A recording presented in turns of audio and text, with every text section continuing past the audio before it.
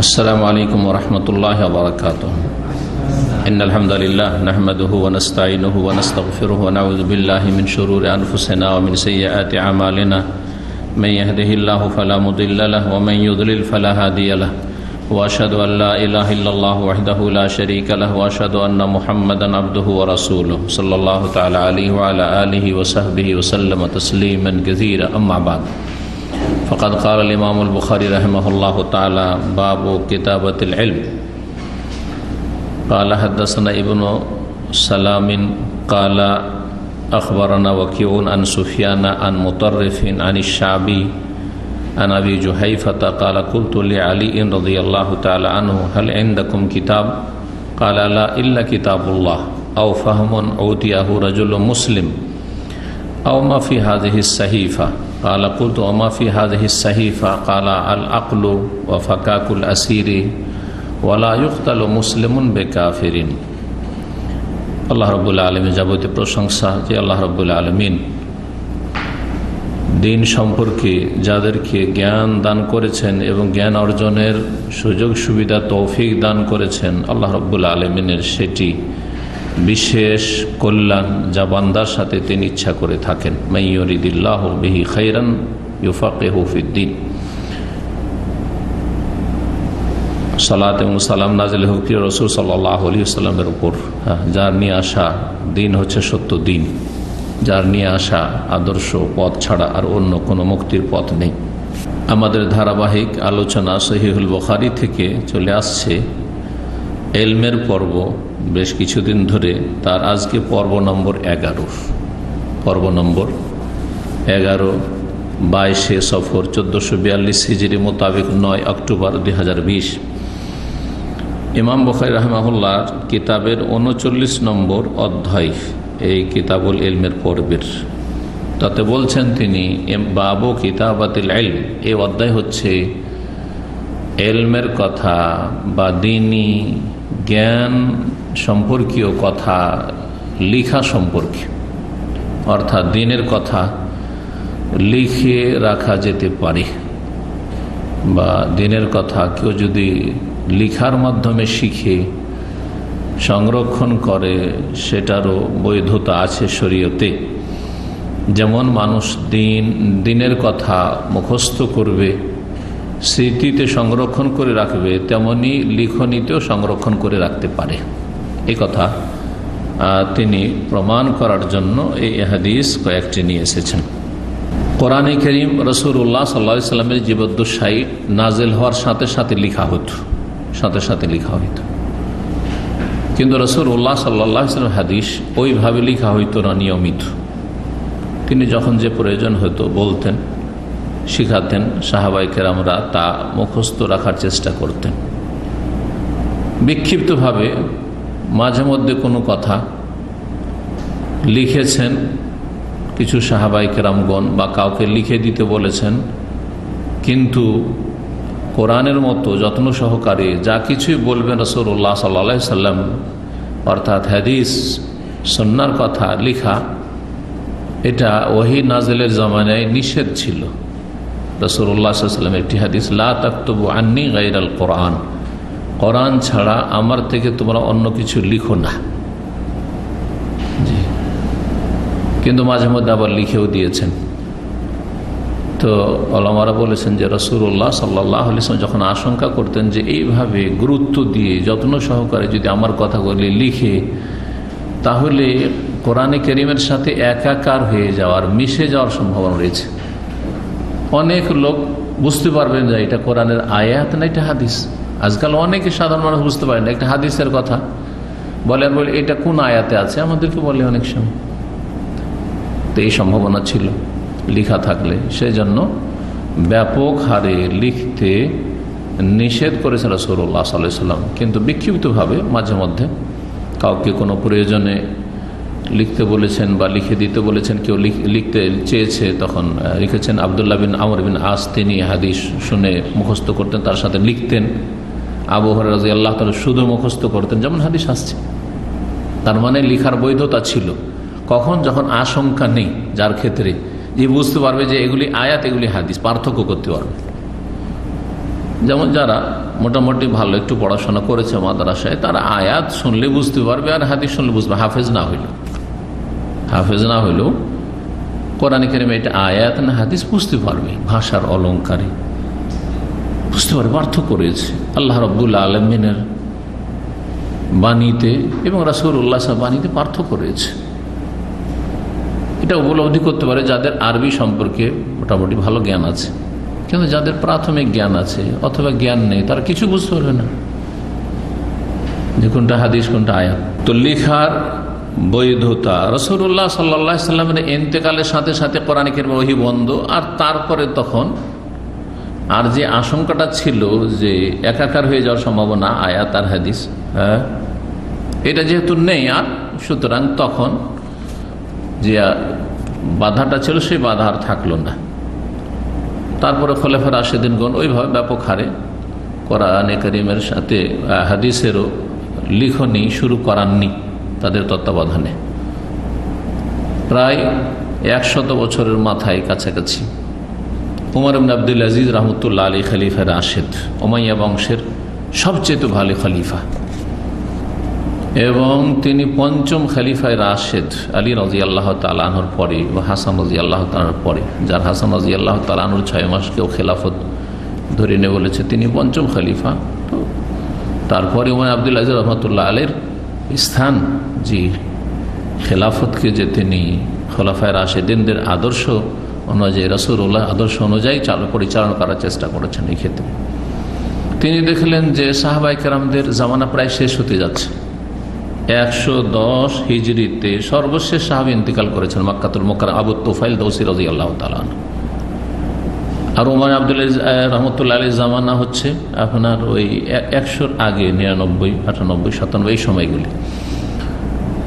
সেই সময় তিনি আশঙ্কা করলেন যে এইভাবে সাহাবায়ে কেরাম দুনিয়া থেকে চলে যাচ্ছেন, আর এই হাদিসগুলি যদি না লেখা হয় তো কতদিন মানুষ স্মৃতিতে রাখবে, ভুলেও যেতে পারে। সুতরাং অনেক কথাই রাসূলুল্লাহ সাল্লাল্লাহু আলাইহি ওয়াসাল্লাম হারিয়ে যাবে, আমরা পাবো না। এবং রাসূলুল্লাহ সাল্লাল্লাহু আলাইহি ওয়াসাল্লামের কথা কাজ এগুলি হচ্ছে শরীয়ত, এগুলি হচ্ছে কোরআনে কারীমের সর্বোত্তম ব্যাখ্যা কোরআনে কারীমের পরে। এই জন্য একবারে যৌথভাবে সরকারি আপনার তত্ত্বাবধানে লিখার হুকুম দিলেন। আর ইমাম ইবনে শিহাব জোহরী রহমতুল্লাহ আলাইহি তখন সংকলন করা শুরু করলেন হাদিস, এবং প্রথম লিখনি জমা করলেন। যত হাদিস পান আপনি লিখুন, হুকুম দিলেন। এইভাবে ধীরে ধীরে তখন হাদিস এই কিতাবের আকারে, পুস্তকের আকারে লিখা শুরু হলো। আর তারপরে তখন মুহাদ্দিসিনদের জামানা শুরু হলো। প্রথম হাদিসের কিতাব যেটা আমাদের কাছে রয়েছে, আর প্রায় জনগণ যারা একটু দিন চর্চা করে জানেন, সেটা হচ্ছে ইমাম মালিক রহমতুল্লাহ আলাইহি, মদিনার ইমাম, তার কিতাব মুয়াত্তা আল ইমাম মালিক, ইমাম মালিকের আল মুয়াত্তা। আর তারপরে তখন লিখা হয় সহিহ বুখারী, সহিহ মুসলিম, আবু দাউদ, নাসাই, তিরমিজি, ইবনে মাজাহ, এইসব লিখা হলো। আর অন্যান্য হাদিসের কিতাব আরো। হাদিস নম্বর 111, ইমাম শাফিঈ রহমতুল্লাহ আলাইহি তিনি বর্ণনা করছেন আবু জুহাইফা সাহাবী রাদিয়াল্লাহু তাআলা আনহু থেকে। তিনি বলছেন যে কুলতু লি আলীন, আমি আলী রাদিয়াল্লাহু তাআলা আনহু কে বললাম। আবু জুহাইফাও তাবেঈ, হয়তো আলী রাদিয়াল্লাহু তাআলার সাথে সাক্ষাৎ হয়েছে।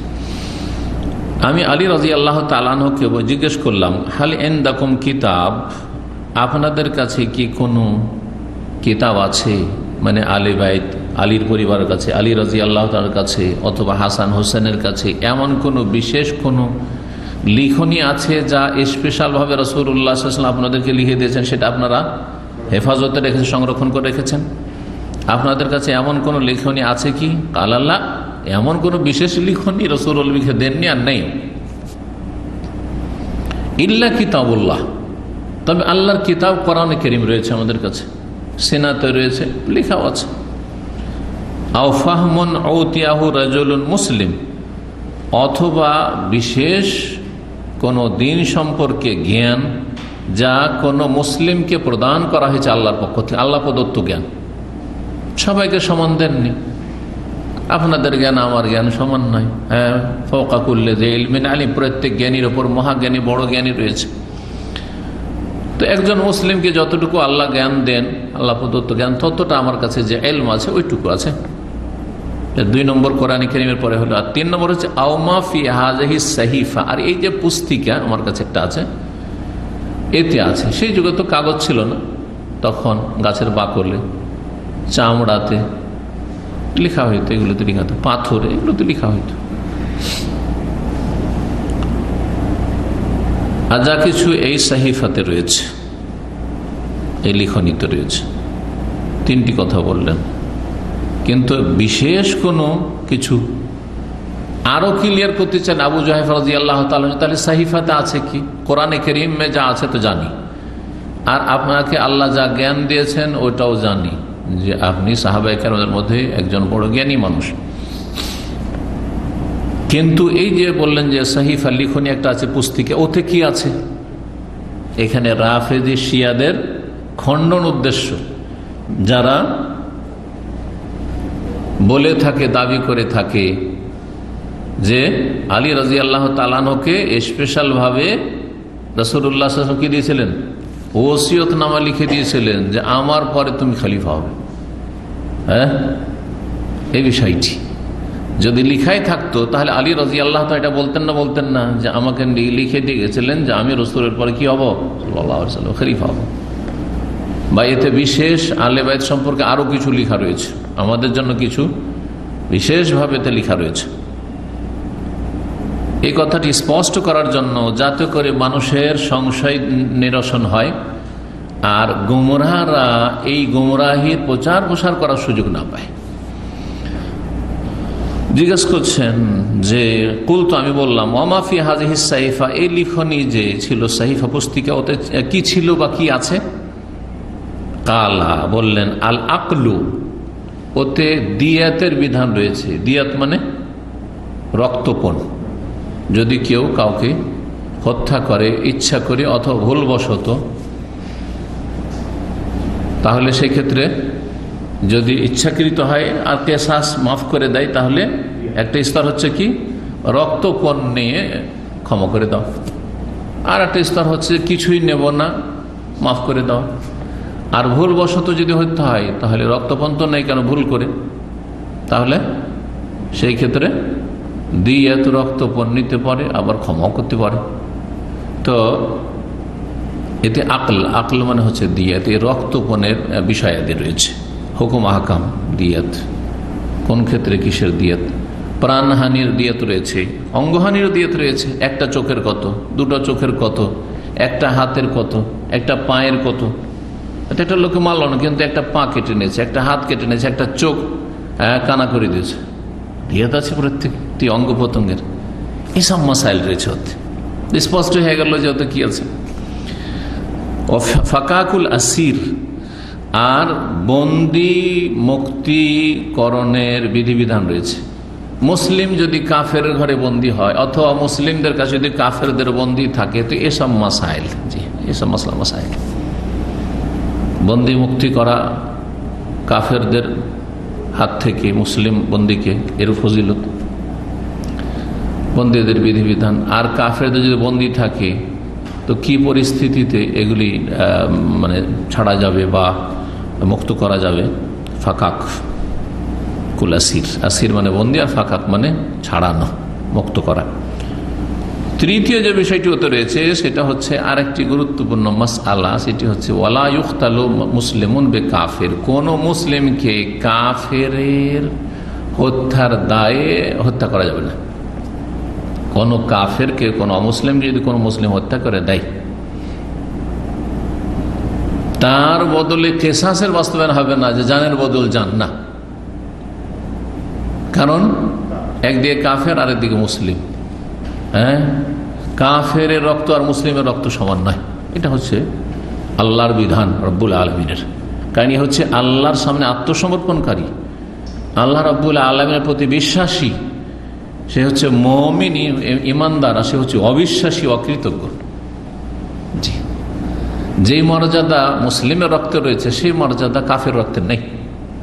তার মানে এই নয় যে কাফেরকে খুন করা যায় না, হারাম, এবং জাহান্নামে যেতে হবে, এতে কোনো সন্দেহ নাই যদি অন্যায়ভাবে নিরীহ ব্যক্তিকে হত্যা করে। কিন্তু হত্যা যদি করে দেয় তাহলে হত্যার বদলে বা হত্যার দায়ে হত্যা নয়, কি করতে হবে তাহলে? সেই ক্ষেত্রে তার দিয়াত আছে, রক্তপণ আছে, বিশেষ সেই ক্ষেত্রে বিধান রয়েছে। তাহলে এই হাদিস থেকে কি জানলাম? অধ্যায় কি ছিল? কিতাবাতুল ইলম, দ্বীনের কথা লিখে রাখা। তো আলী রাদিয়াল্লাহু তাআলা আনহুর কাছে একটা সাহিফা পুস্তিকা ছিল, যাতে দ্বীনের এই 3টি কথা কি ছিল? লেখা ছিল। জি হ্যাঁ। 112 নম্বর হাদিস লম্বা। আবু সালামা প্রখ্যাত তাবি রহমতুল্লাহ আলাইহি বর্ণনা করেছেন আবু হুরায়রা রাদিয়াল্লাহু তাআলা আনহু থেকে ঘটনা, একটি খুনের ঘটনা। আন্না খুযাআতা কাতালু রাজুলান মিন বানি লাইসিন আমা ফাতহে মাক্কাহ বিকাতিলিন মিনহুম কাতালুহু। খোজা বংশের লোক, যে বংশটি রাসূলুল্লাহ সাল্লাল্লাহু আলাইহি ওয়াসাল্লাম মিত্র বংশ ছিল, এই খোজা বংশ বানু লাইস বংশের একজন ব্যক্তিকে হত্যা করেছিল আমা ফাতহে মক্কা, মক্কা বিজয়ের বছর। কেন তারা হত্যা করেছিল এই ব্যক্তিকে? লাইস গোত্রের বিকাতিলিম মিনহুম কাতালুহু, এই খোজা গোত্রের একজন নিহত ব্যক্তির হত্যার দায়ে কাতালুহু, যাকে এই লাইস গোত্রের লোকেরা হত্যা করেছিল, অর্থাৎ কিসাসে। খোজা বংশের একজন লোককে জুলুম করে আগে কি করেছিল? লাইস গোত্র, এই লাইস গোত্র কুরাইশদের, কাফেরদের মিত্র বংশ ছিল। তো ওই বংশের লোকেরা রাসূলুল্লাহ সাল্লাল্লাহু আলাইহি ওয়াসাল্লামের শত্রুদের মিত্র যারা এই লাইস বংশ, তাদের লোকেরা কি করেছিল? রাসূলুল্লাহ সাল্লাল্লাহু আলাইহি ওয়াসাল্লামের মিত্র বংশ খোজা বংশের একজন লোককে যে হত্যা করেছিল, এর দায়ে মক্কা বিজয়ের বছর খোজা বংশ সুযোগ পেয়ে বদলা নিয়ে নিয়েছে, জানের বদল জান। আর আরব দেশে যেহেতু গোত্রীয় শাসন ছিল, কাবিলা বংশীয় শাসন, তখন কোনো রাষ্ট্রীয় শাসন ছিল না, রাষ্ট্রীয় ব্যবস্থা ছিল না।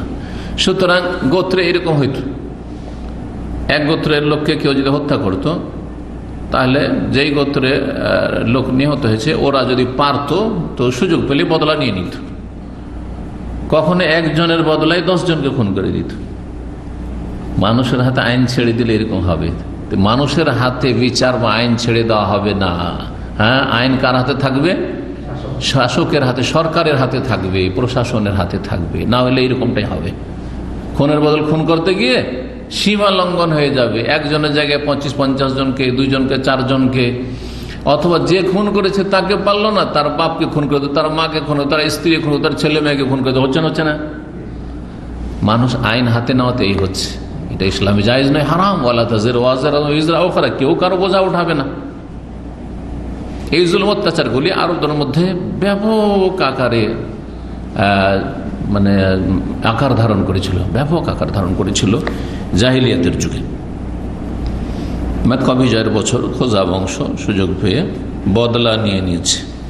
ফাউখবিরা বিযালিকা নবী সাল্লাল্লাহু আলাইহি ওয়াসাল্লামকে এই সংবাদ দেওয়া হলো, জানতে পারলেন। ফারাকিবা রাহিলাতাহু, অতঃপর তিনি তার বাহনে চাপলেন। ফাখাতাবা, আর তারপরে খুতবা দিলেন। খুতবা দেওয়া মানে বক্তব্য করা, খুতবা দেওয়া মানে ভাষণ দেওয়া, ভাষণ। জি হ্যাঁ, তো জুমার খুতবা হোক, আর ঈদের খুতবা হোক, আর এমনি আলোচনা হোক, আর আজকে আমার এই আলোচনা হোক, সবগুলি কি খুতবা, মানে খেতাব করা, ভাষণ দেওয়া। কিন্তু এক শ্রেণীর মজহাবের অন্ধরা এবং মজহাবের দোহাই দিয়ে সীমালঙ্ঘনকারী জালেমরা, তারা তাদের এমন মূর্খতা দেখিয়েছে।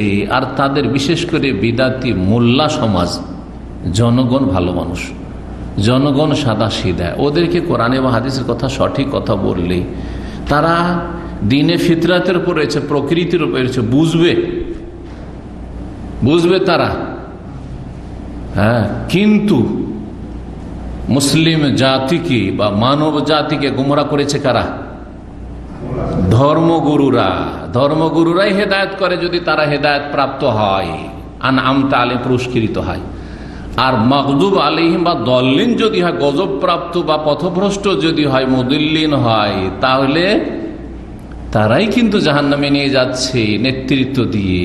ইন্নামা আখাফু আলাইকুম আলাইম্মাতাল মুদিল্লিন, রাসূলুল্লাহ বলছেন, আমি আমার উম্মতের জন্য খুব আশঙ্কা করছি, তোমাদের জন্য আশঙ্কা করছি পথভ্রষ্টকারী গোমরাহকারী, জাহান্নামের দিকে নিয়ে জানেওয়ালা নেতাদের, ধর্মগুরুদের বলে এরাই নিয়ে যাবে। এরা নিজেরা পথভ্রষ্ট এবং অন্যদেরকে পথভ্রষ্ট করবে। কিভাবে মানুষকে বিভ্রান্ত করছে। বছরে 52টি জুমার খুতবা হচ্ছে, 2টি ঈদের খুতবা, 54টি বিষয় সম্পর্কে এমনিতে সকল স্তরের মানুষ জানার সুযোগ পাবে। কারণ সকল স্তরের মানুষ জুমা পড়ে, মুসলিমরা সকল স্তরের মানুষ ঈদ পড়ে। রাষ্ট্রপতি, প্রধানমন্ত্রী থেকে শুরু করে একেবারে নিচু রিক্সা চালক পর্যন্ত, ডোম মেথর পর্যন্ত মুসলিম সমাজের তারা জুমা পড়ে আর ঈদ পড়ে। আরে বেনামাজি অভাব নেই মুসলিম সমাজে, কিন্তু জুমা পড়া আর ঈদ পড়া মুসলমানদেরও অভাব নেই। যেমন বেনামাজির অভাব নেই, তেমন ঈদ পড়ার জুমা পড়া মুসলিমদেরও অভাব নেই। মাশাআল্লাহ।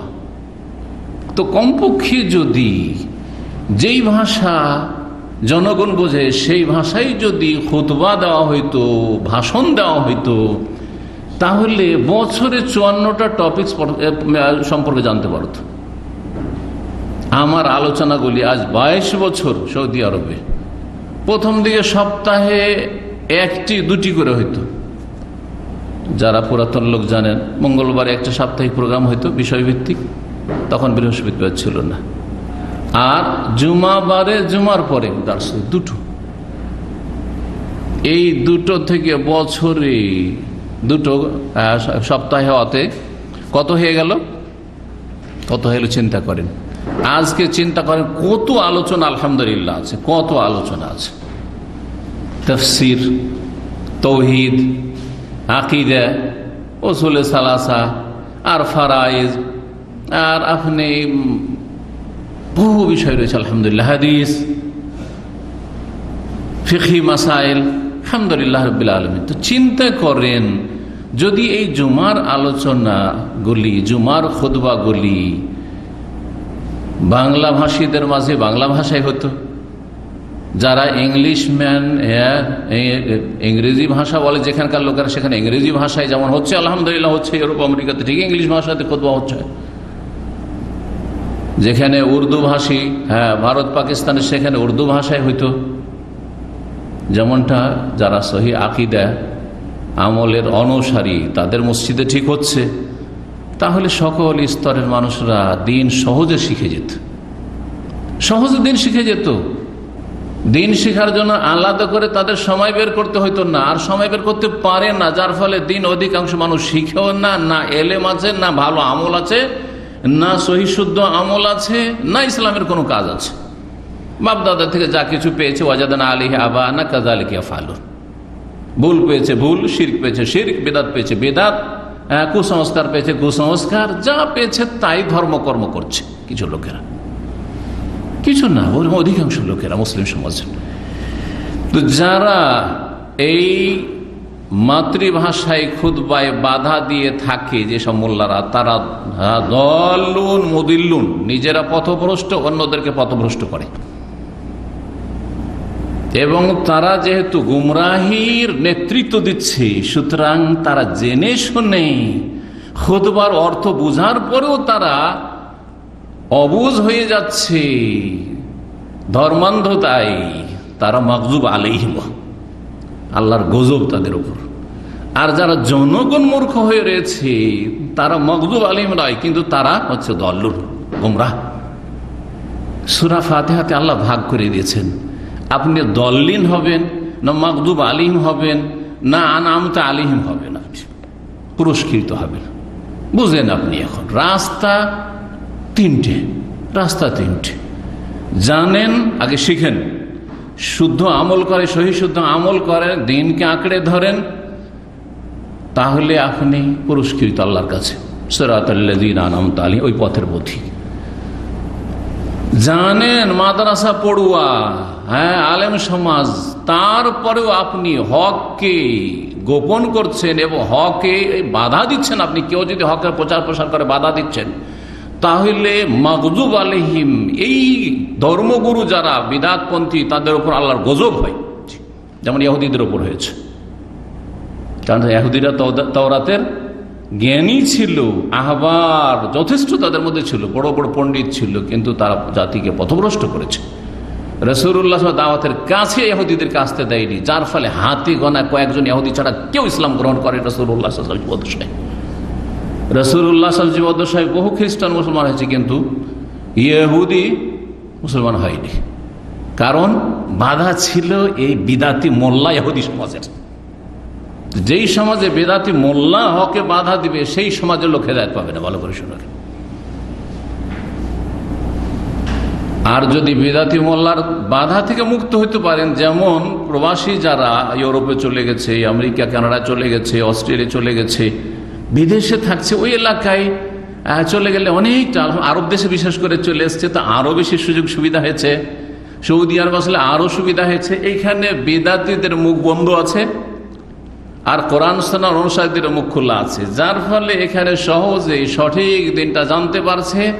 আর বাধা দানকারী গুমরাহ মুদিল্লিন নাই, এখানে পথভ্রষ্টকারীরা নেই, যার ফলে লক্ষ লক্ষ মানুষ সঠিক পথের দিক নির্দেশনা পাচ্ছে এবং হেদায়েত পাচ্ছে। আলহামদুলিল্লাহ, হেদায়েত হচ্ছে। আর জনগণ যারা মূর্খামির পরিচয় দিবে, আরে এত বড় বড় হুজুররা বলছে আমাদেরই দল ভারী, সুতরাং হক কথা মগজে ঢুকাবার চেষ্টা করে না, তারা হতো দলিন। দোয়া করতে আল্লাহ বলেছেন গায়রিল মাগদুবি আলাইহিম ওয়ালাদ-দাল্লিন। আল্লাহ গজব প্রাপ্ত বানায় না, আর দলিন পথভ্রষ্ট বানায় না। জনগণ যারা মূর্খতার কারণে শিখলো না আর আমলও ঠিক করলো না, ওই দলেও করিও না। আর জানলাম শিখলাম কিন্তু মানলাম না, আরো বিরোধিতা করলাম হকের, ওই রকম গুমরাহ গজব প্রাপ্ত দলেও আল্লাহ করিও না। কি করিও? ইহদিনাস সিরাতাল মুস্তাকিম, সরল পথের পথিক করো, আল্লাহ রাস্তা দেখাও। সিরাতাল্লাযীনা আনআমতা আলাইহিম, যারা পুরস্কৃত, যাদেরকে তুমি এনাম করেছো, নিয়ামত দিয়েছো, যাদের জন্য তুমি নিয়ামতের অনুগ্রহের ঘোষণা করেছো দুনিয়া এবং আখিরাতে। দুনিয়ায় তাওহীদের নিয়ামত, সুন্নতের নিয়ামত, দিন শিখা এবং দিন শিখে সঠিক দিন পালনের নিয়ামত, সহি শুদ্ধ ইবাদত বন্দেগীর নিয়ামত, শান্তির নিয়ামত, ইসলাম যে সত্যি তাওহীদের দিন, সুন্নাহর দিন, এই শান্তির নিয়ামত। আর আখিরাতে জান্নাতের নিয়ামত। ওয়াইজা রাআইতা সাম্মা রাআইতা নাঈমান মুলক ওয়া মুলকান কাবীরা। ওয়াইজা রাআইতা সাম্মা রাআইতা নাঈমান ওয়া মুলকান কাবীরা। যখন তুমি জান্নাতে দেখবে, রাআইতা নাঈমান, নিয়ামতে ভরা দেখবে, নিয়ামতে ভরা দেখবে। আনআমতা আলাইহিম হতে পারলে, ওয়া মুলকান কাবীরা, বিশাল রাজত্ব দেখবে। কি দুনিয়া কিসের রাজত্ব? বিশাল রাজত্ব দেখবে, বিশাল রাজত্ব পাবে সেখানে। এইসব নিয়ামত কার জন্য রয়েছে? যারা দুনিয়াতে আনআমতা আলাইহিমের দলে সামিল হতে পারবে। কিন্তু যারা দল্লিন হয়ে থেকে যাবে আর যারা মাগদুব আলাইহিম থেকে, তারা কখনো সেখানে যেতে পারবে না। ভালো করে সতর্ক সাবধান হন। জনগণকেও বলছি, এবং জনগণের যারা বিদাতি ধর্মগুরু, তাদেরকেও সতর্ক সাবধান করছি, আল্লাহকে ভয় করুন। যাক, কথা লম্বা হলেও প্রয়োজন ছিল, সেই জন্য বিষয়টি তুলে ধরলাম। আল্লাহ যেন আমাদের সকলের হেদায়েত নসিব করেন আর সকলকে জান্নাতের পথের পথিক হওয়ার তৌফিক দান করেন। হ্যাঁ, তো খুতবা দিল রাসূলুল্লাহ, মানে ভাষণ দিলেন। রাসূলুল্লাহ তো আরবিতে খুতবা দিতেন। তো রাসূলুল্লাহ সাল্লাল্লাহু আলাইহি ওয়াসাল্লাম তো আরবিতে মাসলা মাসাইল বলতেন, ফতোয়াও দিতেন। তা আপনারা ফতোয়ার বাংলায় কেন দিচ্ছেন? রাসূলুল্লাহ সাল্লাল্লাহু আলাইহি ওয়াসাল্লামকে জনগণ আরবিতে ফতোয়া জিজ্ঞেস করতো, আপনারা বাংলাতে কেন ফতোয়া জিজ্ঞাসা করছেন? জিজ্ঞেস করেন আমাকে, আরবিতে জিজ্ঞাসা করেন ফতোয়া, আরবিতে উত্তর দেব, আর আরবিতে আপনারা বুঝেন, আরবিতে বক্তব্য করবো, ভাষণ দেব। শুধু জুমার খুতবা আর ঈদের খুতবা নয়, এমনি ভাষণও তাফসীরও আরবিতে করবো ইনশাআল্লাহ। কিন্তু জনগণকে এই যোগ্যতা লাভ করতে হবে যে আরবি তাদের মাতৃভাষার মতো হইতে হবে, যেটা উত্তম। যে করতে পারে তো সবচেয়ে ভালো। সারা বিশ্বের সমস্ত মুসলিম যদি আরবি ভাষা বলতে পারে তো নূরুন আলা নূর, সবচেয়ে ভালো হোক না। কিন্তু তা কি সম্ভব? ফতোয়া জিজ্ঞেস করেন বাংলায়, হ্যাঁ, ফতোয়া নিবেন বাংলায়, একটা দোয়া বলবো, হুজুর আমি তো আরবি পড়তে পারি না, এটা একটু বাংলা উচ্চারণটা লিখে দেন তো। অর্থ দিয়ে হইল না, একটু উচ্চারণটা বাংলায় লিখে দেন তো। বাংলায় একটু উচ্চারণটা কেউ লিখে দেওয়ার নেই কেন? আল্লাহ যেন হেদায়েত দান করেন। রাসূলুল্লাহ সাল্লাল্লাহু আলাইহি ওয়াসাল্লাম খুতবা দিলেন, ভাষণ দিলেন। ফাকাল বলে, ইন্নাল্লাহ হাবাস আম্মাক্কাতাল কাতলা আউল ফিলা, নিশ্চয় আল্লাহ রাব্বুল মক্কা থেকে রক্তপাতকে বাধা দিয়েছেন, মক্কা হতে রক্তপাতকে বন্ধ করেছেন বা বাধা দিয়েছেন। হাবাসা মানে বাধা দান করা, বন্ধ করা ভাব অর্থ।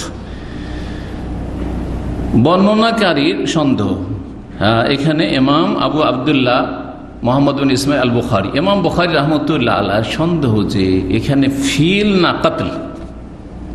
এই সন্দেহ কেন? যদি নক্তা লিখতে গিয়ে যদি নক্তার কম বেশি হয়ে যায় তাহলে কাতলটা ফিল হয়ে যাবে, কাতলটা কি হয়ে যাবে? ফিল হয়ে যাবে। কাতলে কাফ আছে, কাফে দুটো নক্তা, তাই না?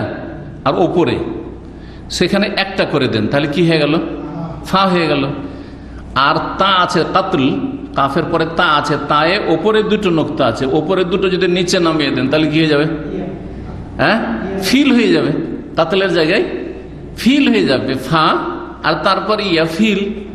ফাইল মানে কিছু হয় না, কিন্তু ফিল মানে হয়, ফিল মানে হাতি। আর এই হাদিসে হাতি বললে হস্তি বাহিনীর ইতিহাসের দিকে ইঙ্গিত হয়। সুতরাং আল্লাহ রাব্বুল আলামিন মক্কা থেকে হস্তি বাহিনীকে বাধা দিয়েছিলেন, থামিয়ে দিয়েছিলেন। সে মুজদালিফা আর মিনার মাঝখানে যে মহাস্সের উপত্যকা, ওয়াদি মহাস্সের, সেখানে থামিয়ে দিয়েছিলেন। সেখানে ক্লান্ত পরিশ্রান্ত করে দিয়েছিলেন হস্তি বাহিনীকে, হাতিকে। হাতি বসে গেল, উঠছেই না আরো মধ্যে, সামনে আর বাড়ছে না, এত পিটাপিটি করছে। উল্টো দিকে যখন তাড়ছে, আরে বাপরে কি যে ছুটেছে উল্টো দিকে, ইয়ামানের দিকে, কিন্তু মক্কার দিকে, কাবার দিকে আর এগিয়ে আসছে না। কে বাধা দিয়েছিলেন?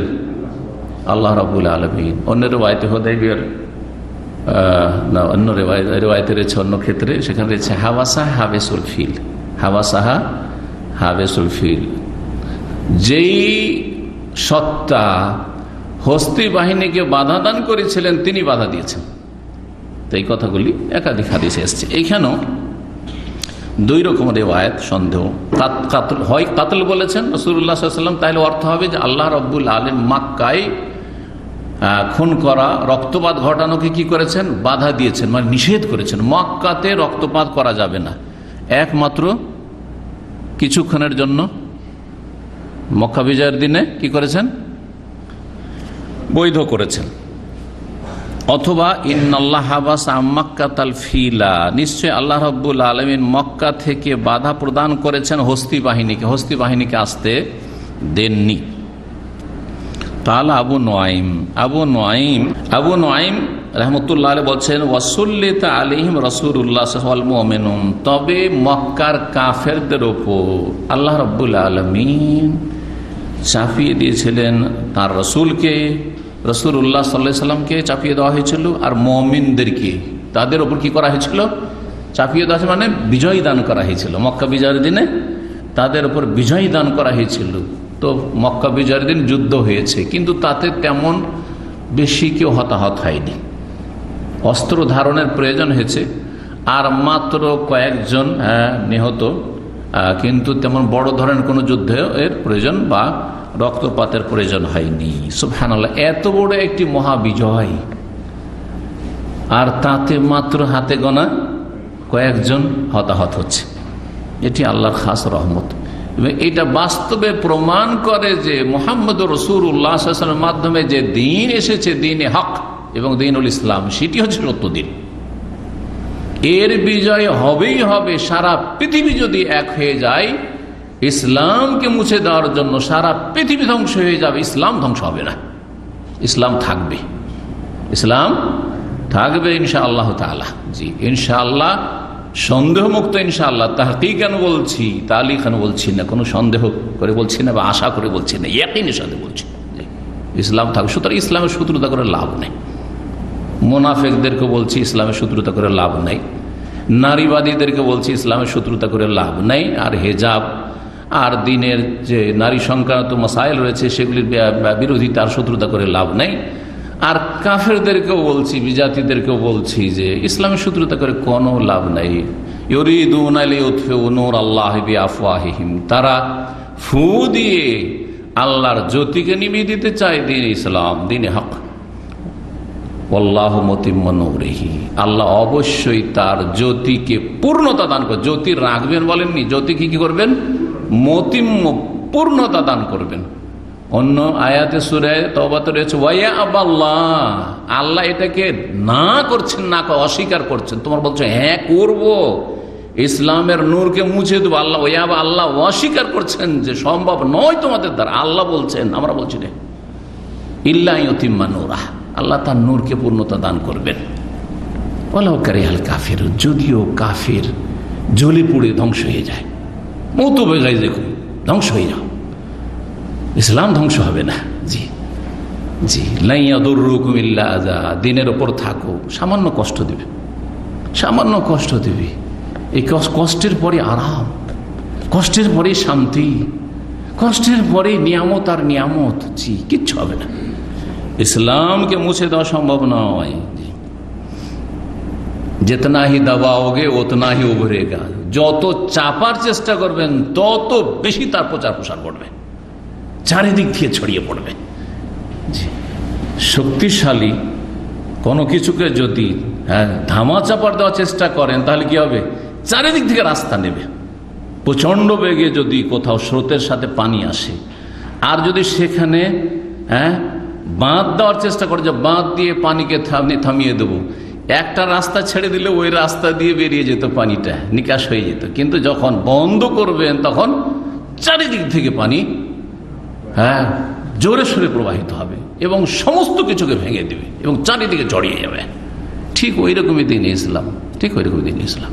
এইরকমই হচ্ছে তৌহিদ আর সুন্নত, এইরকমই হচ্ছে শিরক বিদআতের বিরুদ্ধে দাওয়াত, এইরকমই হচ্ছে কোরআন সুন্নাহ ভিত্তিক দাওয়াত। সুতরাং কোরআন সুন্নাহ ভিত্তিক দাওয়াতকে কেউ রুখে দেবে এসব খেলতামাশা করে, বাচ্চাদের মতো কাজ করে, আর প্রশাসনকে বিভ্রান্ত করে এগুলো করতে পারবেন না। এগুলো করে কিছুই করতে পারবেন না।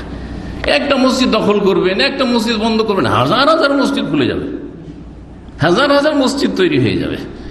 একটা মসজিদ জ্বালিয়ে দিলেন, কাঁচা মসজিদ জ্বালিয়ে দিলেন, পাকা মসজিদ তৈরি হয়ে গেল, হাজার হাজার মসজিদ তৈরি হচ্ছে, হাজার হাজার ধর্মীয় প্রতিষ্ঠান তৈরি হচ্ছে। কি করবেন? অসম্ভব কথা। আল্লাহ বলছেন ওয়া আল্লাহ, আল্লাহ অস্বীকার করছে, অসম্ভব কথা। কালা আবু আবদুল্লাহ কাজা, ইমাম আবু আবদুল্লাহ মানে ইমাম বুখারী রহমতুল্লাহ আলাইহি কুনিয়ত হচ্ছে আবু আবদুল্লাহ। ইমাম আবু আবদুল্লাহ ইমাম বুখারী রাহমাহুল্লাহ এইরকম বলেছেন যে ইন্নাল হাবাসা মাক্কাতাল কাতলা অথবা আল ফিলা। কাতল বলেছেন যে মক্কায় রক্তপাত আর হবে না, মক্কা বিজয়ীদের যে সামান্য কিছুক্ষণের জন্য হয়েছে, আল্লাহ স্পেশাল বৈধতা দিয়েছেন, আর হবে না কিয়ামত পর্যন্ত, নিষিদ্ধ, হারাম, কেউ বৈধ করলে সেটা বৈধ হবে না। আর ইন্নাল হাবাসা মাক্কাতাল কাতলা।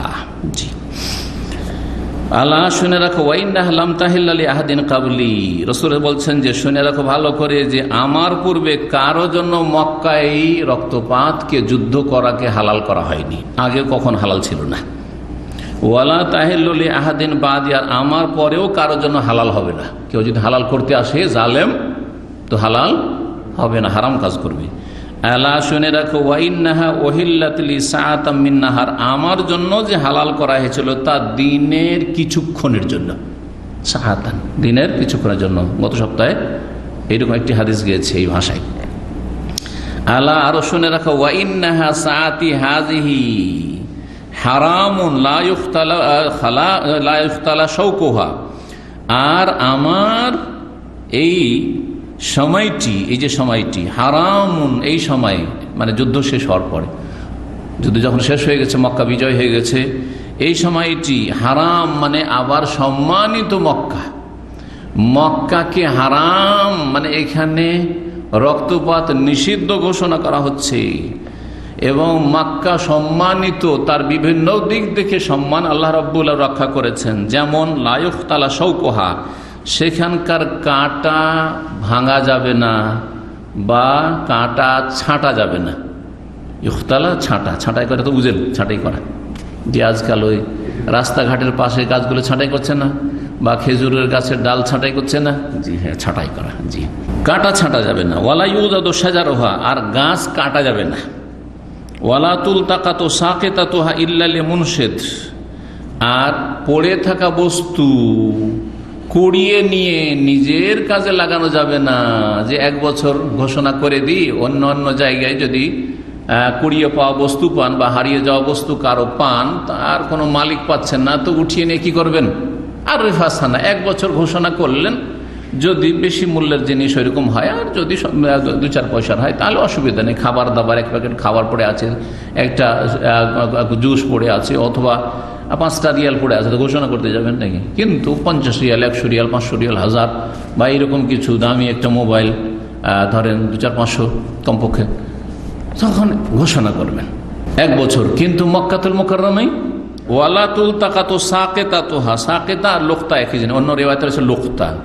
হারিয়ে যাওয়া বস্তু বা কুড়িয়ে বস্তু সেখান থেকে উঠিয়ে নিয়ে ব্যবহার করা যাবে না 1 বছর ঘোষণা করে, ইল্লা লিমুনশিদ, তবে যেই ব্যক্তি সর্বদা ঘোষণা করতে পারে। লেমুনশেদিন মানে লেমুনশেদিন দায়মান এখানে ব্যাখ্যাতে, কারণ অন্য জায়গায় তো 1 বছর ঘোষণা করতে হবে, আর মক্কায় 1 বছর হলে তা তো সমান হয়ে গেল না। না না, মক্কার জিনিস যদি উঠান তাহলে হয় সারা জীবন ঘোষণা করতে থাকেন আপনি, হারিয়ে যাওয়া বস্তু যদি আপনি পান, আর না হইলে মক্কায় হারামের পাশে কোনো একটা দরজার পাশে একটা অফিস করা আছে, হারিয়ে যাওয়া বস্তুর অফিস আছে, মক্তবুল মফকুদাত। হারিয়ে যাওয়া বস্তু ওখানে জমা করে দেন আপনি, তারা জমা রাখবে, যারা হারিয়েছে সে এসে ওখানে খোঁজ করলে পেয়ে যাবে। আমি বেশ কিছু ভাইদের দেখেছি, আমার আইডি কার্ড হারিয়ে গেছে অথবা এরকম কিছু হারিয়ে গেছে, আর তারা খুব পেরেশান আছে। পরামর্শ দিয়েছি যে জানো, এই অফিস দেখিয়ে দিয়েছি মক্কায়, বহু সময় এরকম মক্কায় ঘটেছে আমার সাথে, দেখিয়ে দিয়েছি অথবা সাথে নিয়ে গেছে, আলহামদুলিল্লাহ ফিরিয়ে পেয়েছে।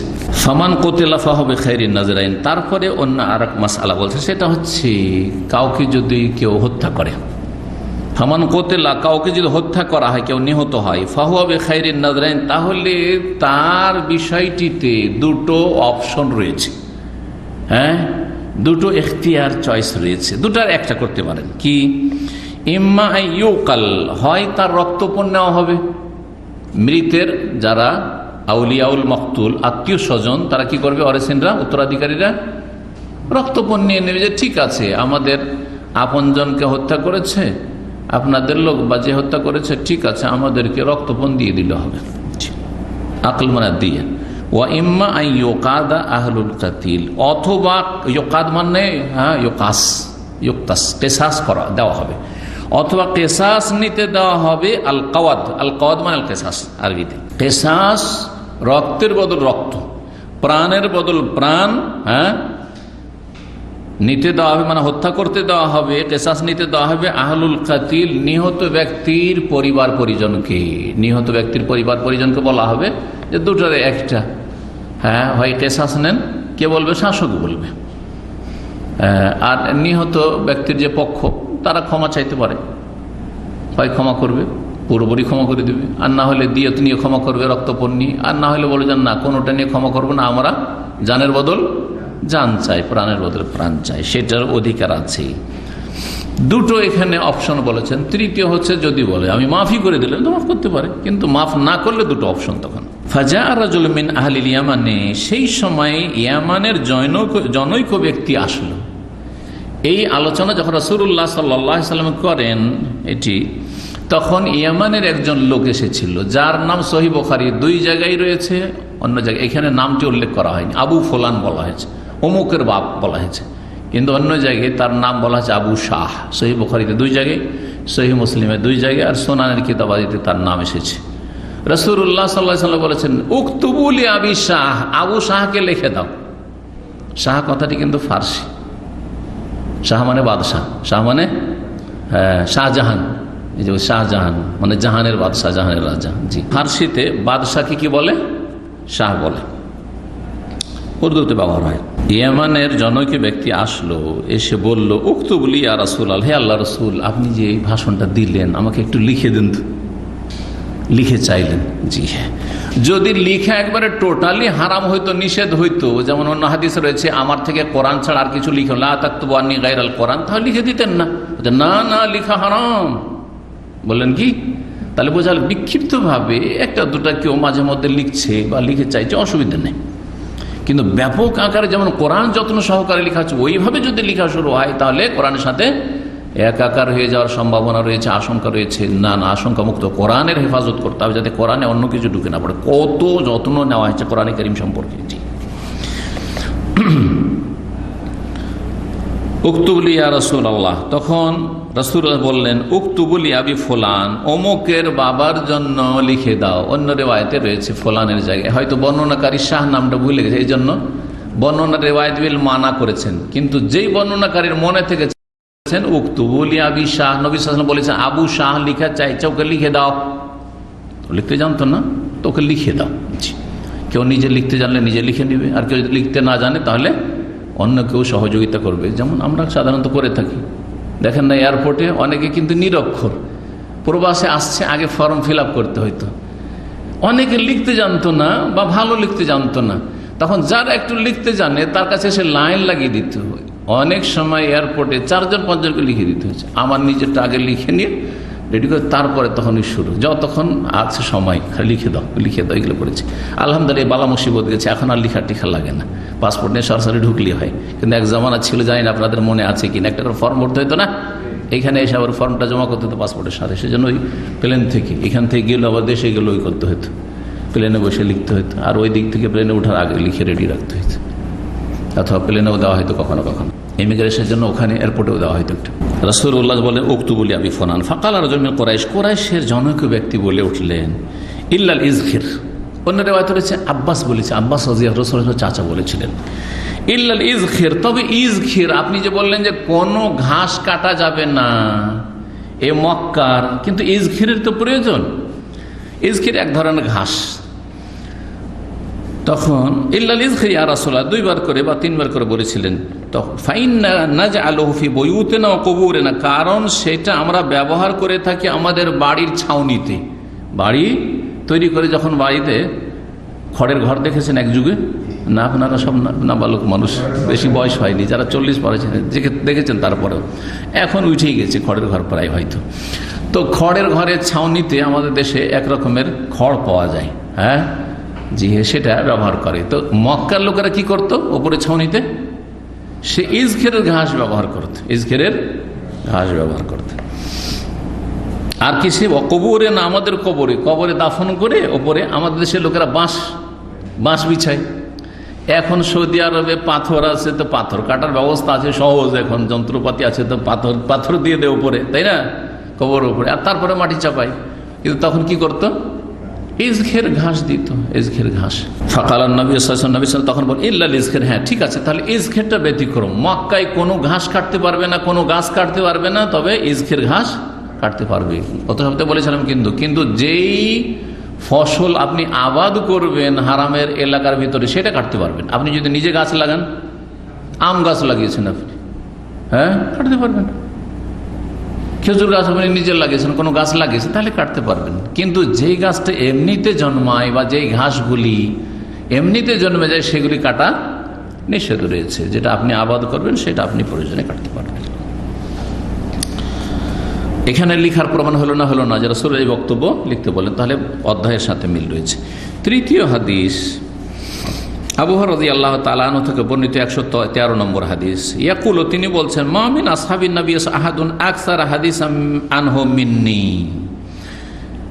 নবী সাল্লাল্লাহু আলাইহি ওয়াসাল্লামের সাহাবায়ে কেরামদের মধ্যে আমার চাইতে বেশি কেউ হাদিস গ্রহণকারী ছিল না, বা হাদিস বর্ণনাকারী বা হাদিস সংরক্ষণকারী ছিল না, হাদিস যে সংরক্ষণ করে রাখবে। ইল্লা মা কানা মিন আব্দুল্লাহ বিন আমর, তবে আব্দুল্লাহ বিন আমর ইবনে আস রাদিয়াল্লাহু তাআলা আনহুর পক্ষ থেকে যতটা হয়েছে। আবু হুরায়রা রাদিয়াল্লাহু তাআলা ধারণায় তিনি দেখতেন যে আমিও যেমন বেশি বেশি হাদিস মুখস্থ রেখেছি এবং হাদিস শোনাতে পারছি, তেমন আব্দুল্লাহ বিন আমর ইবনে আসও তো অনেক হাদিস শোনাতে পারছে। আর আব্দুল্লাহ বিন আমর আস লিখতে জানতেন, তো তিনি লিখে নিতেন, মুখস্থ করার সাথে সাথে কি করতেন, অতিরিক্ত তিনি লিখতেন। তো যে ব্যক্তি লিখতেও পারে আর মুখস্থ করতে পারে, তার হাদিস বেশি হবে না। এই ধারণা নিয়ে আবু হুরায়রা রাদিয়াল্লাহু তাআলা তার ধারণা মোতাবেক বলছেন যে আমার চাইতে হাদিস বেশি সংরক্ষণকারী হচ্ছে আব্দুল্লাহ বিন আমর ইবনে আস, কিন্তু আসলে বাস্তবে না। কেন আব্দুল্লাহ বিন আমরের কথা বললেন, বলছে ফাইন্নাহু কানা ইয়াকতুবু ওয়ালা আকতুবু, কারণ তিনি লিখতেন হাদিস শোনার পরে রাসূলুল্লাহ সাল্লাল্লাহু আলাইহি ওয়াসাল্লামের কাছ থেকে, ওয়ালা আক্তুব, আমি কিন্তু লিখতাম না, আমি যা শুনলাম যতটা পারলাম মুখস্থই করতাম। তবে মুখস্থতে যে আল্লাহ এত বরকত দিয়েছিলেন সেই হাদিস আসবে যে সুবহানাল্লাহ, আবু হুরায়রা রাদিয়াল্লাহু তাআলা আনহু আল্লাহর বিশেষ রহমতে এবং নবী সাল্লাল্লাহু আলাইহি ওয়াসাল্লামের বিশেষ দোয়াতে চাদর বিছাইতে বললেন একবার, যখন আবু হুরায়রা রাদিয়াল্লাহু তাআলা বললেন যে ইয়া রাসূলুল্লাহ, শুনছি কিন্তু ভুলে যাচ্ছি যে। আর ইসলাম গ্রহণ করেছেন খয়বরের যুদ্ধের সময়, নবী সাল্লাল্লাহু আলাইহি ওয়াসাল্লাম ইন্তেকালের মাত্র 3 বছর আগে, 7ম হিজরিতে, মাত্র 3-3.5 বছর সময় পেয়েছেন। ওই সময় অভিযোগ করি, ইয়া রাসূলুল্লাহ, শুনছি, বয়স তো হয়ে গেছে, আর তারপরে শুনছি ভুলে যাচ্ছি। রাসূল বলে উবসুতরে তাকা, তোমার চাদরটা বিছিয়ে দাও। হাদিস আসবে, তবু ওইখানে যে প্রসঙ্গ আসলে সংক্ষেপে বলে দিচ্ছি। চাদর বিছালেন, রাসূলুল্লাহ সাল্লাল্লাহু আলাইহি ওয়াসাল্লাম নিজের আঞ্জলিতে নিয়ে যেন কিছু তাকে দান করে দিলেন, হ্যাঁ, এবং তাতে দোয়া করে দিলেন, হ্যাঁ। আর তারপর বললেন যে চাদরটাকে তোমার শরীরের সাথে জড়িয়ে না, শরীরের সাথে জড়িয়ে না, চাদর জড়িয়ে নিন। বলছে ফামা নাসিত বাদ, তারপরে কোনো কথা বলিনি, কোনো হাদিস বলিনি, যা শুনি সব মুখস্থ দেখেছি। আল্লাহু আকবার। এই ফজিলতের কারণে আবু হুরায়রা রাদিয়াল্লাহু তাআলা আনহুর সমান হাদিসকে মুখস্থ রাখতে পারেননি। এটা একটা দিক। আর একটি দিক হচ্ছে যে আবু হুরায়রা রাদিয়াল্লাহু তাআলা আনহু আসহাবে সুফফার লোক ছিলেন, তার বাড়িও ছিল না, আর তার কোনো রুজি রোজগারও ছিল না, না মুহাজিরিনদের মতো ব্যবসাও ছিলেন, জানতেন না, করতেন না তিনি, আর না আনসারীদের মতো জমি জায়গা, চাষাবাদ, খেজুর বাগান কিছু ছিল না।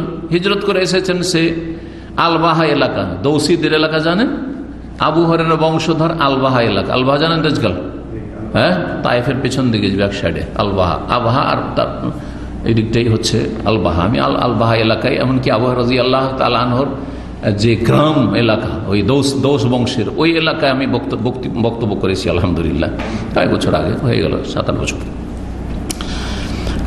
তো এই আবু হুরায়রা রাদিয়াল্লাহু তাআলা আনহু আসহাবে সুফফা মসজিদে পড়ে থাকতেন, নেই সংসার, স্ত্রী,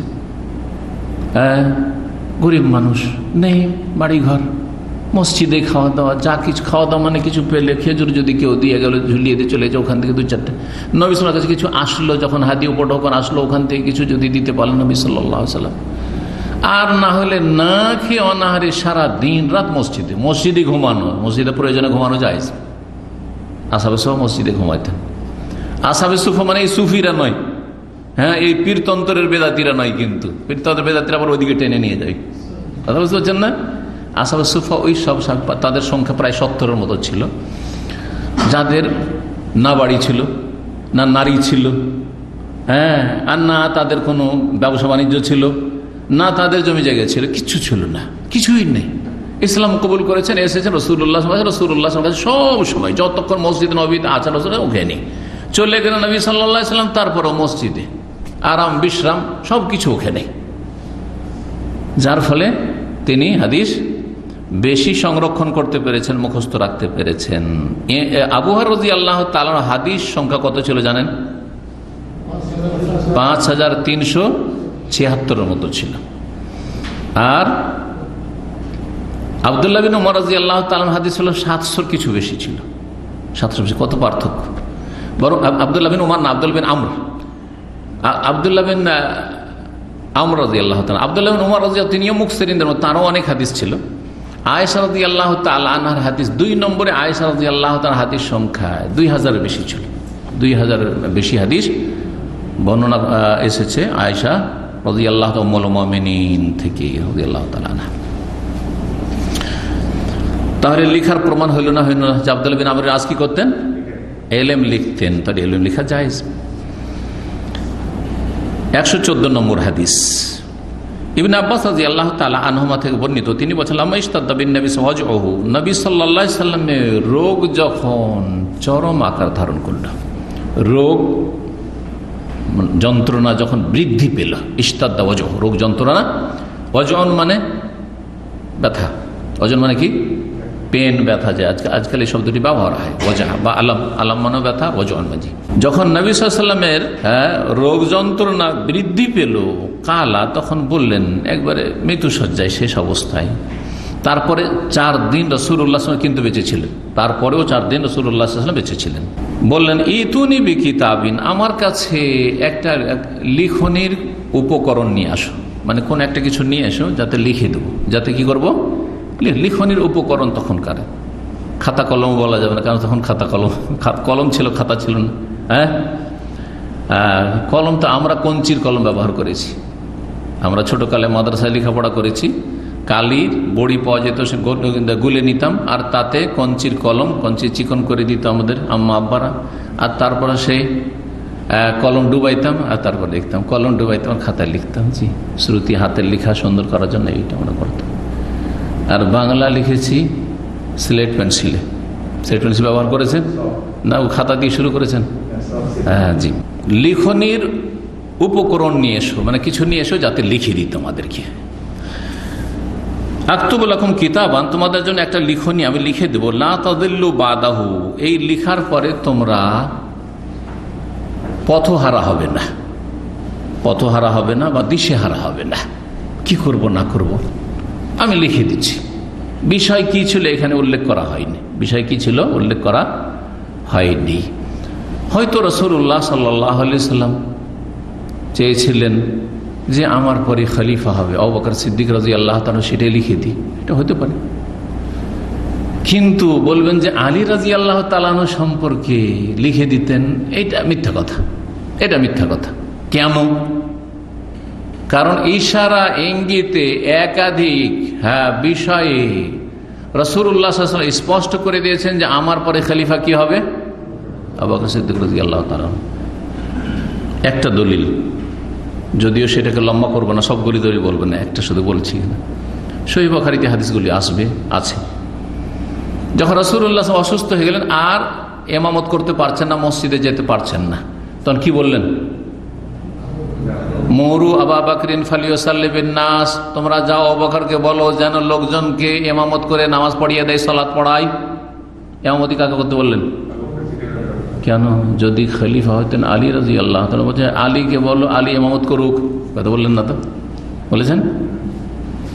যেমন উমারের কথা বলেননি, বরং আয়েশা রাদিয়াল্লাহু তাআলা আনহা বিষয়টিকে স্পষ্ট করার জন্য, যাতে কারো কোনো সংকোচ না থাকে, কারো কোনো সমালোচনার পাত্র না হন তার আব্বা, সেই জন্য বিষয়টাকে আরো ক্লিয়ার করে মাজা ঘোষা করছেন। কি করছেন? 3 বার করে বলছেন, ইয়া রাসূলুল্লাহ, আমার আব্বা যে আবু বকর না, রাজুলুন রাকিকুল কালবি, অন্তরটা খুব নরম, অন্তর খুবই নরম আমার আব্বার। যখন দাঁড়াইবে আপনার জায়গাতে মেহরাবে সালাত পড়াইবার জন্য, আর আপনি অসুস্থ, উঠতে পারছেন না, লায়ুস নাস মিনাল বোকা, এত কাঁদতে শুরু করে দিবে যে ও সূরাই পড়তে পারবে না, মানুষ তার তেলাওয়াতি শুনতে পারবে না। মুরু ওমর ইয়া রাসূলুল্লাহ, আপনি একটু ওমরকে বলেন, এই ওমরের দিলটা শক্ত আছে। ওমর রাদিয়াল্লাহু তাআলাকে বলেন, উনি ইমামতি করবেন, মনটা শক্ত করে সালাত পড়াইতে পারবেন। রাসূলুল্লাহ সাল্লাল্লাহু আলাইহি সাল্লাম বললেন যে না না, মুরু আবু বকর ফালিউসাল্লি বিন নাস, মুরু আবু বকর ফালিউসাল্লি বিন নাস। শেষখানে বলছেন যে আনতুন্না কা সাওয়াহিব ইউসুফ, ও ইউসুফ আলাইহিস সালামের যে যুগের ওই মহিলাদের মতো তোমরা যে করছো। ওই যুগের মহিলারা যারা জুলাইখাকে কি করতো, ভর্ৎসনা দিত, আরে জুলাইখা কত পাগলি রে, ইউসুফের জন্য পাগল হয়েছে, বাড়ির চাকরের জন্য পাগল হয়েছে, একটা রানী আর বাড়ির চাকরের জন্য পাগল হয়েছে। অথচ তারাও সবাই পাগল ছিল, আমরাও যদি ইউসুফকে পেতাম।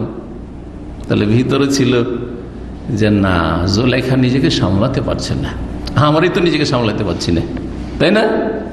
এত সুন্দর, এত সুন্দর, আল্লাহ যে এত জামাল সৌন্দর্য দিয়েছে ইউসুফ আলাইহিস সালামকে, আল্লাহু আকবার। তো তেমনি তোমরা, মানে আয়েশা, তোমার মন ঠিকই বলছে যে আমার আব্বা ইমামতি, ওর কে চাইবে না আমার আব্বা ইমাম হোক রাসূলের পরে সাল্লাল্লাহু আলাইহি সাল্লাম? কে চাইবে না? চাইছে। কিন্তু তুমি চাইছো যে কথাটাকে প্রকট করে নি, পাকাপোক্তা করে নি। এর সাথে তুলনা করে বলেছে আনতুন্না কা সাওয়াহিবে ইউসুফ। নবী সাল্লাল্লাহু আলাইহি সাল্লাম মসজিদের ইমামত, সালাতের ইমামতের জন্য বারবার করে তাগিদ করে কাকে ইমামত দিতে বললেন? আবু বকর সিদ্দিক রাদিয়াল্লাহু তাআলা, যেই ব্যক্তি এই শ্রেষ্ঠ জায়গার ইমামত পাওয়ার হকদার এটা স্পষ্ট করে দিলেন, তার মাধ্যমে রাসূলুল্লাহ স্পষ্ট করে দিয়ে গেছেন, যাকে আমি মসজিদে নববীর ইমামত দিলাম সেই দুনিয়ার ইমামত করবে, যাকে দিনের ইমামত দিলাম সে দুনিয়ারও রাষ্ট্রীয় ইমামত করবে। বুঝতে পেরেছেন আশা করি। এইরকম বিভিন্ন ক্ষেত্রে আমি এবং আবু বকর ওমর গেছিলাম। কুনতু আনা ওয়া আবু বকর ওমর, যাহাবতু আনা ওয়া আবু বকর ওয়া ওমর। কার নাম আগে বলেছেন? আমি গিয়েছিলাম, আবু বকর গেছিল, ওমর গেছিল, ওসমান গেছিল, এইভাবে বলতেন। তারপর আর কারো কথা বলতেন না, তারপর আর কারো কথা বলতেন না, কিন্তু এরকম বলতেন। এক মহিলা এসে বলছে, ইয়া রাসূলুল্লাহ, আমি যদি এমন সময় আসি যে সময় আপনাকে না পাই, তো কার কাছে ফতোয়া জিজ্ঞেস, মাসলা জিজ্ঞেস করবো? বলছেন ইতি আবু বকর, আবু বকর কাছে যেও। কার কাছে যেও? আবু বকর কাছে যেও। তো রাসূলুল্লাহ সাল্লাল্লাহু আলাইহি ওয়াসাল্লাম শুধু এটুকু মনে করেছিলেন যে না হয় লিখেই দিই, মনটা চেয়েছিল ওই সময়, কিন্তু প্রচন্ড যন্ত্রণায় আছেন, জি, রোগ যন্ত্রণায় ভুগছেন। ওমর রাদিয়াল্লাহু তাআলা আনহু তিনি ইজতিহাদ করলেন। ওমর রাদিয়াল্লাহু তাআলা ইজতিহাদ ওহীর অনুকূলে এসেছে, আল্লাহ যেটা পছন্দ করেন বহু ক্ষেত্রে, অনেকগুলি ক্ষেত্র রয়েছে। তো ওমর রাদিয়াল্লাহু তাআলা এই ক্ষেত্রে ইজতিহাদ করে বললেন যে রাসূলুল্লাহ সাল্লাল্লাহু আলাইহি ওয়াসাল্লামের অবস্থা একেবারে কঠিন, অনেক যন্ত্রণা তার হচ্ছে, আর এই সময় তাকে কষ্ট দিব, তিনি লিখে দিবেন বা লিখতে বলবেন, এইসব কষ্ট করার দরকার কি? কোরআনে কারীম তো আছে, আর কোরআনে কারীম দ্বারা আমরা ফয়সালা করব। সুতরাং যেই ব্যক্তি আমাদের মধ্যে যোগ্য হবেন সেই ব্যক্তি চলে আসবেন, অথবা যে কোনো বিষয়ে কোরআনে কারীম সামনে আছে, শুধু এই খেলাফতের বিষয় নয়, যে কোনো বিষয়ে ইজতিহাদের রাস্তা খোলা আছে কোরআন হাদিস সামনে করে। সুতরাং কোরআন এবং হাদিস সামনে রেখে আমরা যে কোনো সমস্যার সমাধানের ক্ষেত্রে কি করব? ইজতিহাদ করবে। সাহাবায়ে কেরামগণ কষ্ট দেওয়ার প্রয়োজন নাই, এটা তার ব্যক্তিগত মত ছিল। তবু বললেন, তিনি প্রকাশ করলেন, ইন্নান নবী সাল্লাল্লাহু আলাইহি ওয়াসাল্লাম গালাবাহুল ওয়াজাউ, নবী সাল্লাল্লাহু আলাইহি সাল্লামের ওপর রোগ যন্ত্রণা প্রচন্ড আকার ধারণ করেছে, মারাত্মক আকার ধারণ করেছে। ওয়াইন্দানা কিতাবুল্লাহ হাসবুনা, আর আমাদের কাছে আল্লাহর কিতাব রয়েছে যেটি আমাদের জন্য যথেষ্ট, কোরআন কারীম আছে। ফাখতালাফু, কিন্তু একটা মত কেউ যদি পেশ করে, একটা মতের পরে তো দ্বিমত হবে, দুই ভাগে ভাগ হবে। যদি আপনাদেরকে বলি কোন একটা বিষয় নিয়ে এখন যে কি করবেন, শনিবারের আলোচনাটা শুরু করি না এখনো একটু অপেক্ষা করব, তো নিশ্চিত দুভাগে ভাগ হবে। কিছু লোকেরা সে একটা দল ভারী হবে হয়তো, কিছু লোকেরা বলেন না শেখ অনেকদিন হয়ে গেছে, আর কতদিন করোনা করতে থাকবো, শুরু করে দিই। আর কিছু লোক বলে শেখ আরেকটু দেখিন, সামান্য কিছু কয়েকদিন বা কয়েক সপ্তাহ দেখিনি, হবে না? হবেই। মানুষের স্বভাব হচ্ছে ইখতিলাফ করা, ইখতিলাফ হবেই। ওয়ালিযালিকা খালাকাহুম, আল্লাহ বলছেন সূরা ইউনূসে, আল্লাহ মানুষকে এইরকম করে সৃষ্টি করেছে, দুটো মত হবেই।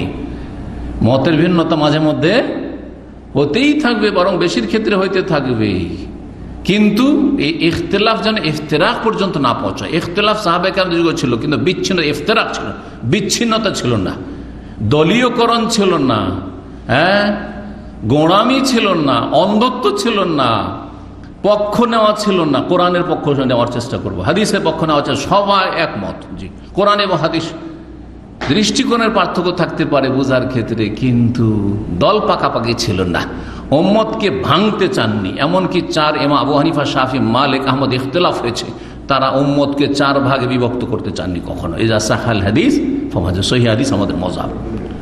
সবাই যদি চারজনই বলে সহিহ হাদিস আমাদের মযহাব, তো একটাই তো থাকলো, চারটা কোথায় হলো? সেটা তো হওয়ার কথা না। কিন্তু এমন দল পাকিয়ে দিলেন যে একজন আরেকজনের পিছনে সালাত আদায় করবেন না, আর একজন আরেকজনকে আরেক দলকে দেখতে পারছেন না, এইটাই হারাম কাজ করেছেন। আর তাআসসুবুল মাযহাবি হারাম, মযহাবি গোঁড়ামি হারাম। বাকি মযহাবের ইজতিহাদে যেটা যাকে বেশি শক্তিশালী লাগে সেটার উপর আমল করুক, সেটা আবু হানিফা রাহমাহুল্লাহর সাথে মিলে যাক, অসুবিধা নেই। বহু মাসাইলে আমি হানাফি, এই অর্থে হানাফি যে আবু হানিফা রাহমাহুল্লাহর মতকে প্রাধান্য দিয়ে দেয়, কিন্তু তার আগে সেটি হাদিস দ্বারা কোরআন হাদিস দ্বারা শক্তিশালী সেই জন্য, এবং সাহাবায়ে কেরামদের উক্তি বা তাদের আমলের মাধ্যমে শক্তিশালী সেই জন্য, অন্ধভাবে নয়। বহু মাসাইল ইমাম শাফির মাসলাকে প্রাধান্য দিই, অনেক মাসাইল ইমাম আহমদ রাহিমাহুল্লাহর মাসাইলকে প্রাধান্য দিই, কোন মাসাইল বা অনেক মাসাইল ইমাম মালিক রাহিমাহুল্লাহর মাসাইলকে প্রাধান্য দিই। তো আমি হানাফিও, আমি শাফিও, আমি মালিকও, আমি হাম্বলিও, আর আমি মুহাম্মদী সাল্লাল্লাহু আলাইহি ওয়াসাল্লাম। এরকম হইতে হবে। এটা হচ্ছে মজহাবের হাকিকত, মজহাবের মর্ম কথা। কিন্তু মজহাব মানে দল পাকানো, মজহাব মানে গোঁড়ামি তাআসসুব, মজহাব মানে উম্মতকে ভাগ বন্টন করা, আর এক মসজিদে 4 মুসাল্লা কায়েম করা মসজিদে হারামে, এইটা হারাম। যে হারামকে আল্লাহর রহমতে এবং এই সৌদি আরবের ন্যায়পরায়ণ শাসক এবং এই সৌদি শাসন ব্যবস্থার প্রতিষ্ঠাতা বাদশাহ আব্দুল আজিজ রহমতুল্লাহ আলাইহি, তিনি এই 4 মুসাল্লাকে রাতারাতি গুড়িয়ে দিয়ে 1 মুসাল্লা কায়েম করেছেন। আল্লাহ যেন তাকে জাযায়ে খায়ের দান করেন এবং তাকে আল্লাহ যেন তার রহমতে ঢেকে নেন, জান্নাতে উচ্চ স্থান দান করেন। কি বলছিলাম, ইখতিলাফ শুরু হয়ে গেল। ফাখতালাফু, লোকেরা মতবিরোধ শুরু করলো। কেউ বলছেন না লিখে নেওয়া হোক, বলছেন না থাক থাক থাক, শুরু হয়ে গেল। ওয়া কাসর আল্লাকাত, যখন 2টি মত হবে তখন হইচই শুরু হবে কিনা। বা কাসর আল্লাকাত, তো আর শোরগোল বেশি হতে লাগলো। আওয়াজ, অসুস্থ ব্যক্তির সামনে যদি আওয়াজ উঁচা হয় কষ্ট লাগে না, লাগে না? বিরক্তিকর।